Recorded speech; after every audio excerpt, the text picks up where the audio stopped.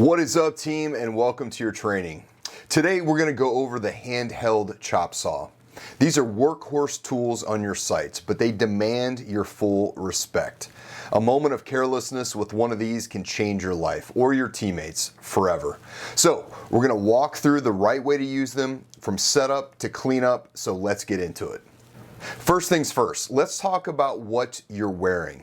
Before you even think about touching that saw, you need to have all of your PPE on, and this is non-negotiable. That means your hard hat, you've got safety glasses, and a full face shield. Yes, you need both.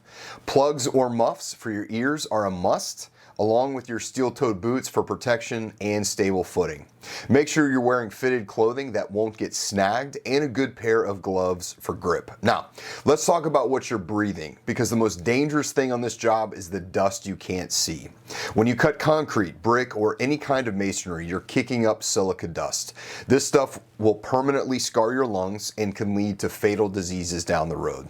Per OSHA's regulations, we have to control that dust at the source. That means you must use a saw with an integrated water delivery system, and we call it the wet method, to knock the dust down before it goes airborne. But sometimes that's not enough, so your respirator is your second line of defense. If you're cutting indoors or in any enclosed space, you need to be wearing, at a minimum, a half mask respirator with N95 cartridges. Same rule applies if you're cutting outdoors for more than 4 hours straight. But at the end of the day, the only way you really know what you need is by conducting some air sampling on routinely performed tasks to see what you need for protection. Okay, so you're geared up. The next thing you do every single time is inspect your equipment and your work area.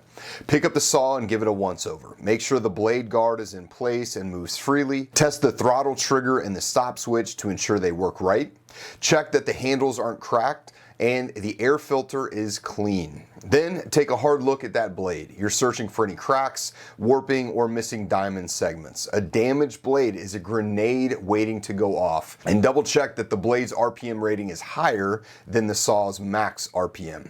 Once the saw checks out, inspect the ground you're standing on. This is just as important. Now, I want you to think about fire hazards. That saw throws a volcano of sparks. Before you pull the cord to start it up, scan the entire area. Are there fuel cans, solvents, or oily rags nearby?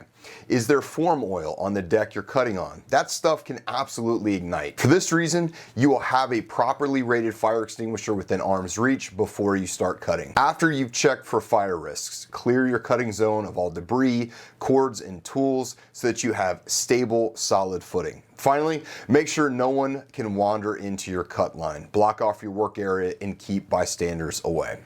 Now you're ready to make the cut. Always start the saw on the ground with a firm grip, never drop start it in the air, and let it get up to full speed.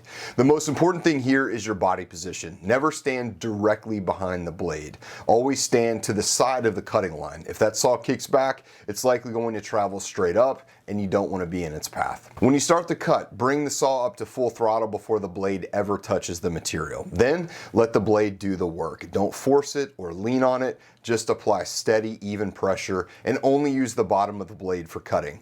If you try to cut with the top of the blade, it will lurch forward and pull you right off of your feet. All of this is to prevent kickback, which happens when the blade gets pinched or hits something it can't cut, causing the saw to fly violently back at you. If it happens, don't try to fight it. Just hold on firmly with both hands, let go of the trigger, and let the saw's energy die down. Your proper body positioning is what will keep you safe. Finally, when the cut is finished, the job isn't over. Let the saw run for a few extra seconds to clear the water and debris from the blade and guard. Then take your finger off the trigger and wait for that blade to come to a complete stop before you set the saw down.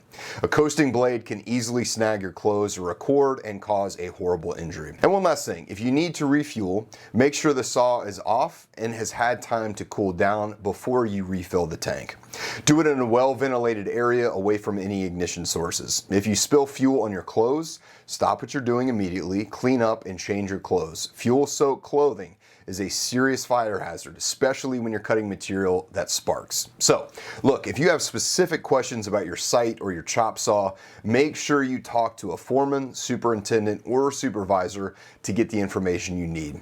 Site-specific and tool-specific details matter. With that, I'm Jake Wolfenden, and I'll see you in the next one.